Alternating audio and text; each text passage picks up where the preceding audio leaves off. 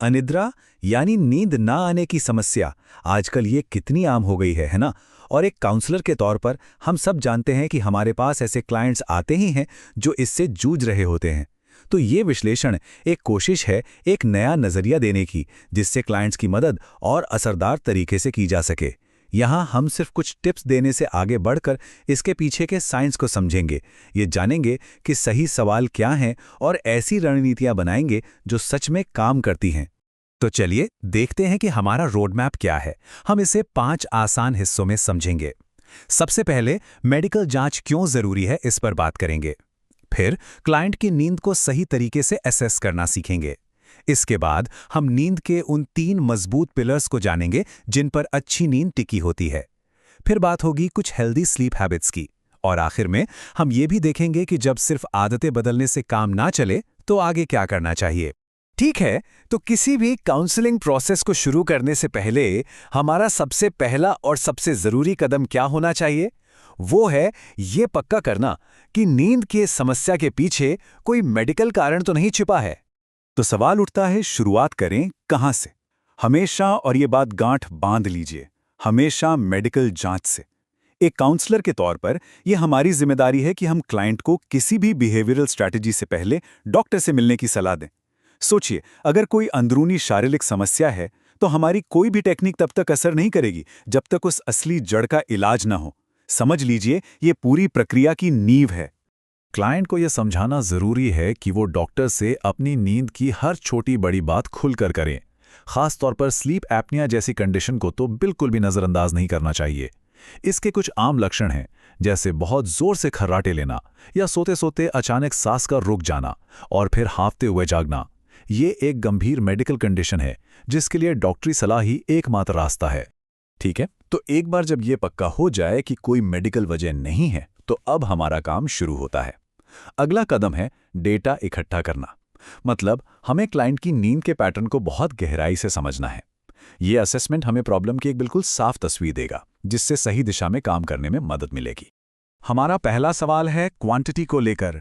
Client से ये पूछना है कि वो असल में कितने घंटे सोते हैं, ना कि वो कितनी देर बिस्तर में लेटे रहते हैं। देखिए, बिस्तर में 8 घंटे लेटे रहना और असल में 5 घंटे सोना, ये 2 अलग अलग बातें हैं, और ये फर्क जानना ही हमारी शुरुआती समझ की बुनियाद है।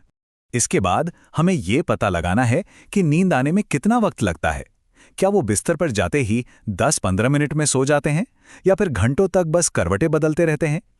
अगर किसी को रेगुलरली सोने में 30 मिनट से ज़्यादा लग रहे हैं तो ये अक्सर चिंता या तनाव की तरफ एक बड़ा इशारा होता है। ये सवाल हमें नींद की कंटिन्यूटी के बारे में बताता है। क्या नींद बीच बीच में टूटती है? अगर हाँ, तो कितनी बार? और सबसे ज़रूरी, जब नींद टूटती है तो क्या दोबारा सोने में मुश्किल होती है? कुछ लोग जागते हैं और झट से सो जाते हैं, लेकिन कुछ के लिए तो एक बार आँख खुल गई तो बस सुबह ही होती है। ये छोटी छोटी बातें ही हमें समस्या की जड़ तक ले जाती हैं। और आखिर में क्लाइंट से उनकी नींद की क्वालिटी को 1 से 10 के स्केल पर रेट करने को कहना है। 1 मतलब बहुत ही खराब और 10 मतलब एकदम बढ़िया। हाँ, ये एक सब्जेक्टिव सवाल है, पर इससे हमें ये पता चलता है कि क्लाइंट खुद अपने नींद को कैसा महसूस कर रहा है। इसके साथ ये भी पूछें कि सुबह उठकर उन्हें फ्रेश महसूस होता है या दिन भर थकान और सुस्ती बनी रहती है। अब आता है सबसे दिलचस्प हिस्सा, जिसे साइको एजुकेशन कहते हैं। मतलब क्लाइंट को ये समझाना कि नींद आखिर काम कैसे करती है। यकीन मानिए, जब क्लाइंट नींद के पीछे के इस विज्ञान को समझ जाता है ना, तो वो सिर्फ हमारी सलाह मानने वाला नहीं रहता, बल्कि अपनी नींद को मैनेज करने में एक एक्टिव पार्टनर बन जाता है। तो पहला पिलर है सर्केडियन रिदम। इसे आप हमारे शरीर की अपनी बायोलॉजिकल घड़ी समझ सकते हैं। ये एक 24 घंटे का साइकिल है जो तय करता है कि हमें कब नींद आएगी और कब हम जागेंगे। और इस घड़ी को कंट्रोल कौन करता है?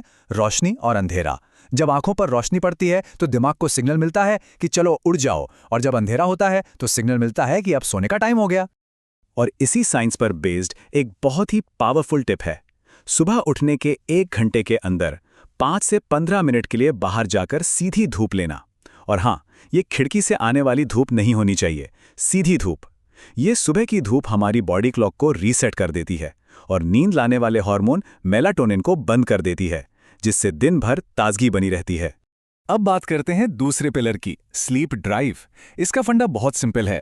आप जितनी देर तक जागते हैं, आपके शरीर में सोने की इच्छा यानी स्लीप ड्राइव उतनी ही मजबूत होती जाती है। इसे आप एक तरह का नींद का दबाव भी कह सकते हैं, जो दिन भर बनता रहता है और रात में हमें गहरी नींद में जाने में मदद करता है। इसे समझाने के लिए सबसे बढ़िया एनालॉजी है भूख। जैसे जैसे खाने का समय बीतता है, भूख बढ़ती जाती है ना? और खाना खाने के बाद भूख शांत हो जाती है। बिल्कुल इसी तरह जागने के साथ साथ नींद की भूख बढ़ती जाती है और रात में अच्छी नींद लेने के बाद वो भूख मिट जाती है। इसीलिए दिन में लंबी झपकी लेना रात की नींद की भूख को कम कर सकता है, जिससे नींद आना मुश्किल हो जाता है। और अब तीसरा और शायद सबसे मुश्किल पिलर, अराउजल यानी मानसिक उत्तेजना। इसमें वो सारे विचार, चिंताएं और इमोशंस आते हैं जो हमें रात में जगाए रखते हैं। आपका सर्केडियन रिदम बिल्कुल सही हो सकता है, स्लीप ड्राइव भी फुल हो सकती है, लेकिन अगर दिमाग शांत नहीं है, अगर वो रेस लगा रहा है, तो नींद कोसों दूर रहती है। ये दिमाग का एक पुराना सर्वाइवल मैकेनिज्म है जो आज हमारी नींद का दुश्मन बन गया है। तो जब क्लाइंट इन 3 पिलर्स को अच्छी तरह समझ जाता है, तब हम उन्हें कुछ हेल्दी आदतें सिखा सकते हैं, जिन्हें अक्सर स्लीप हाइजीन कहा जाता है। इन आदतों का बस एक ही मकसद है, उन तीनों पिलर्स को मजबूत करना और उनमें तालमेल बिठाना। स्लीप हाइजीन, ये शब्द हमें नींद के एक्सपर्ट पीटर हॉरी ने दिया था। तो ये है क्या? ये बस उन अच्छी आदतों और व्यवहारों का एक सेट है जो गहरी और अच्छी नींद को बढ़ावा देती हैं और उन आदतों से दूर रहने में मदद करती हैं जो हमारी नींद में रुकावट डालती हैं। चलिए कुछ सबसे बेसिक लेकिन सबसे असरदार आदतों से शुरू करते हैं। पहला, रोज एक ही समय पर सोना और जागना, वीकेंड्स पर भी। यह हमारी बॉडी क्लॉक को सेट करता है। दूसरा, बिस्तर का इस्तेमाल सिर्फ सोने के लिए करना। बिस्तर पर काम, खाना, टीवी देखना ये सब बंद, ताकि दिमाग को ये सिग्नल मिले कि बिस्तर मतलब नींद। और तीसरा, सोने से पहले कुछ रिलैक्सिंग करना, जैसे कोई किताब पढ़ना या हल्का म्यूजिक सुनना। टाइमिंग, ये बहुत ज़रूरी है। सोने से कम 4 से 6 घंटे पहले कैफीन और निकोटीन जैसी चीज़ों से पूरी तरह बचना है। और याद रहे, कैफीन सिर्फ कॉफ़ी में नहीं होता, ये चाय, चॉकलेट, कई कोल्ड ड्रिंक्स में भी होता है। ये चीज़ें दिमाग को जगाए रखती हैं और हमारी स्लीप ड्राइव को अपना काम करने से रोकती हैं। अब ये एक बहुत ही पावरफुल टूल है जो क्लाइंट को सिखाया जा सकता है। अगर बिस्तर पर लेटने के 20 मिनट बाद भी नींद नहीं आ रही है, तो वहाँ लेटे लेटे फ्रस्ट्रेट नहीं होना है। उठकर दूसरे कमरे में जाना है, कम रोशनी में कुछ शांत और बोरिंग सा करना है, जैसे कोई पुरानी मैगजीन पढ़ना। फ़ोन या टीवी बिल्कुल नहीं। और जब दोबारा नींद जैसा महसूस हो, तभी बिस्तर पर वापस जाना है। यादें, हमने स्लीप ड्राइव की बात की थी, झपकी लेना उसी पर असर डालता है। तो अगर क्लाइंट को झपकी लेनी ही है, तो इसके 2 नियम हैं। पहला, दोपहर 3 बजे से पहले, और दूसरा, 1 घंटे से कम। देर शाम को ली गई झपकी रात की नींद के लिए सबसे खराब होती है। अब कुछ चीजें हैं जिनसे बचना बहुत जरूरी है। शराब से शायद शुरुआत में नींद आ जाती है, लेकिन वो नींद बहुत हल्की होती है और बीच रात में टूट जाती है।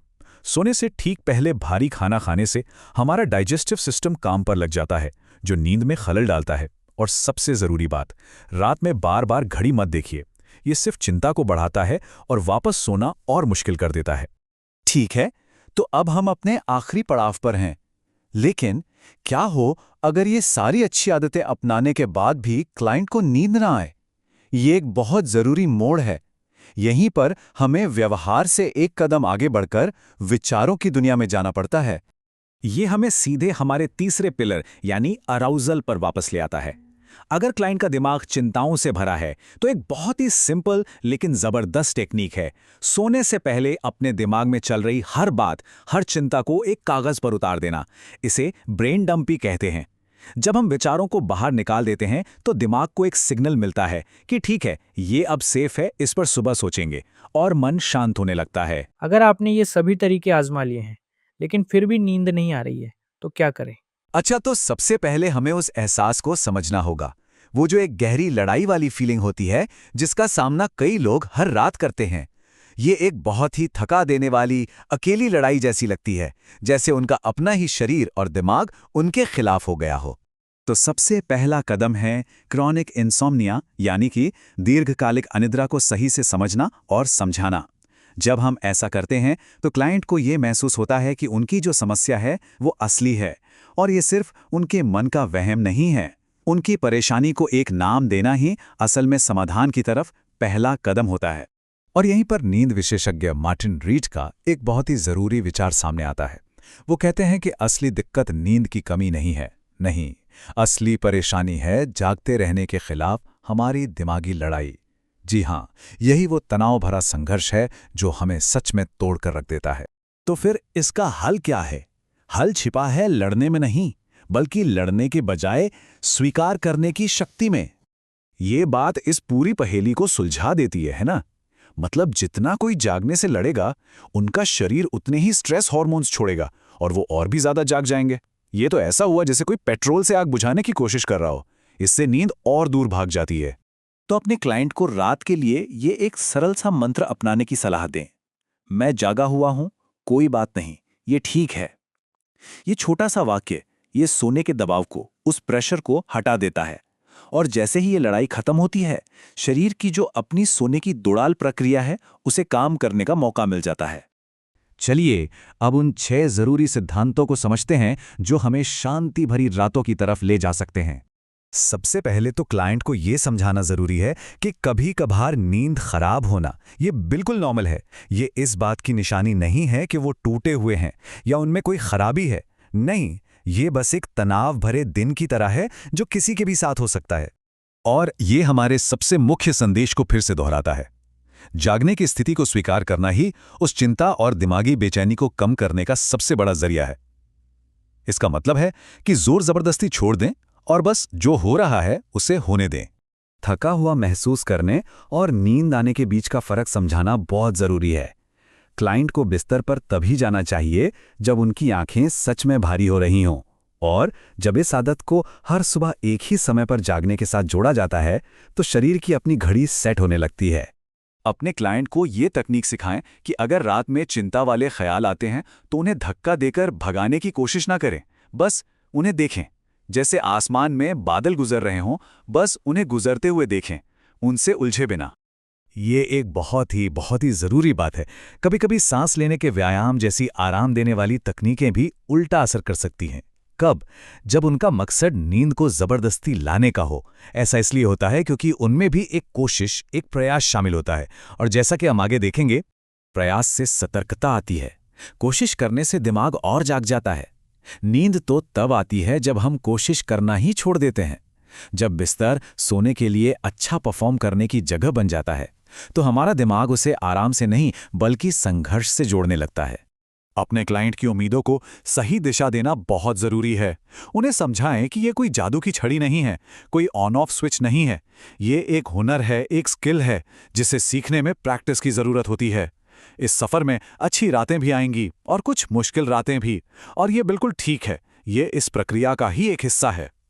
तो कुल मिलाकर ये सब कुछ उस लड़ाई को छोड़ने और नींद को लेकर एक बिल्कुल नया नजरिया अपनाने के बारे में है। और यही हमारा आखिरी लक्ष्य है। इसे इस एक लाइन में बहुत अच्छे से बताया गया है। देखिए, नींद को बस 2 चीजें चाहिए।